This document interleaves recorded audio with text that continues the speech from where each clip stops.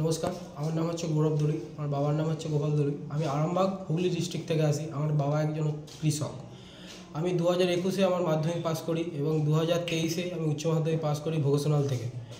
আমি উচ্চ মাধ্যমিক পাস করার পর আমি অনেক সাজেশান পাই অনেকজনের কাছ থেকে হায়ার এডুকেশনের জন্য, কিন্তু আমার ইচ্ছা ছিল আমি পলিটেকনিকে নিয়ে পড়বো।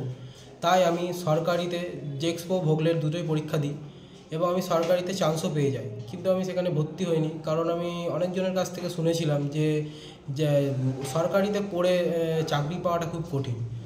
তাই আমি সব বেসরকারিতে পড়ার ইচ্ছা ছিল। তাই আমি এবং আমার বাবা অনেকজনের কাছ থেকে শুনেছে এবং খোঁজ নিয়েছে, এবং আমিও অনেক খোঁজ নিয়েছি।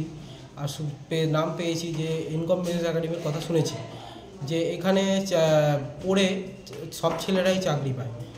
তাই আমি ইনকম বিজনেস একাডেমিতে ডিপ্লোমা ইন মেকানিক্যাল ইঞ্জিনিয়ারিংয়ে কোর্সে ভর্তি হই এবং এখান থেকে আমি ভালোভাবে পড়ে এবং যেই পরীক্ষামূলক যে চাকরির পরীক্ষা আছে সেইগুলো দিয়ে, এবং আমাদের টিচারদের এবং হাতে ধরে প্র্যাকটিক্যাল করে এবং টিচারদের খুব সাহায্য পেয়ে আজকে আমি এমআরএফ কোম্পানিতে জব পেলাম।